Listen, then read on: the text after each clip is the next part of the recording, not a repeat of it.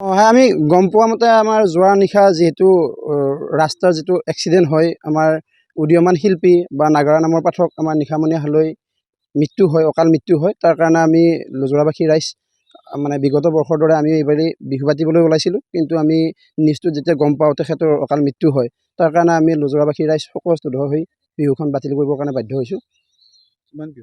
আমি প্ৰায় 16-17 বিহু আমি বুকিং কৰিছিলোঁ আৰু 2-3 বিহু বুকিং কৰিলোঁ হয়। আমাৰ মানে আন বৰ্ষৰ দৰে এইবাৰো মানে আমি ৰাতিপুৱালৈ বিহু মাৰিম বুলি বা বিহু মানে ইয়াতে উদযাপন কৰিম বুলি ওলাইছিলোঁ, কিন্তু আমি যেতিয়া খবৰটো পালোঁ এনেকুৱা এটা আমাৰ অসমত এনেকুৱা এটা পৰিৱেশৰ সৃষ্টি হৈ গ'ল, তাৰ কাৰণে আমি বিহুখন আমি অনিৰ্দিষ্ট কাললৈ বাতিল কৰিছোঁ। হয়, গম পোৱা মতে আমাৰ আজি ওচৰতে জলজলিত আছিলে, আমাৰ ডিপিলা ছাইডত আছিলে বা আমাৰ দলংঘাট ছাইডত আমাৰ বিহু আছিলে। এইবিলাক বিহু কমিটিও আজি বিহু বাতিল কৰিছে। তাৰ কাৰণে আমিও যিহেতু মানসিকভাৱে প্ৰস্তুত নহয়, তাৰ কাৰণে আমি আমাৰ বিহুখন বাতিল কৰিছোঁ।